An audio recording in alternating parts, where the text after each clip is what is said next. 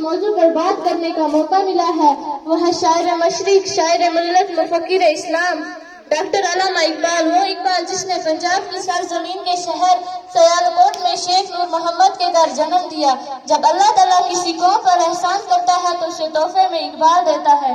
ہزاروں سال نرگس اپنی بے نوری پہ روتی ہے، ہزاروں سال نرگس اپنی بے نوری پہ روتی ہے، بڑی مشکل سے ہوتا ہے چمن میں دیدار پیدا۔ اقبال جیسی ہستیاں ہزاروں سال بعد پیدا ہوتی ہیں۔ اقبال ایک سچے عاشق رسول تھے، وہ مبلغ اسلام تھے، انصاف کے ساتھ اسلام کے سچے ہمدرد بھی تھے۔ گواہ دی ہم نے اسلام سے جو میراث پائی تھی، گواہ دی ہم نے اسلام سے جو میراث پائی تھی، سریا سے زمین پر آسمان نے ہم کو دے مارا۔ وہ وقت کی جب انسانیت اندھیرے میں گم ہو چکی تھی، مسلمان غلامی کی زنجیروں میں جکڑے جا چکے تھے، تب اللہ کو مسلمانوں کی بے بسی پر رحم آ گیا۔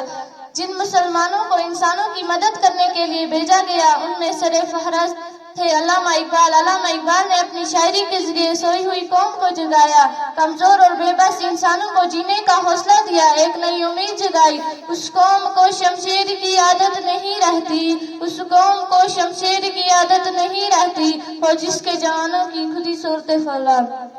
انہوں نے اپنی شاعری کے ذریعے بوڑھوں، مردوں، بچوں، عورتوں کو نشان منزل دینے کی کوشش کی۔ انہوں نے بچوں کو بہت اچھا پیغام دیا، ہے لوگ وہی جہاں میں اچھے، ہے لوگ وہی جہاں میں اچھے، آتے ہیں جو کام دوسروں کے۔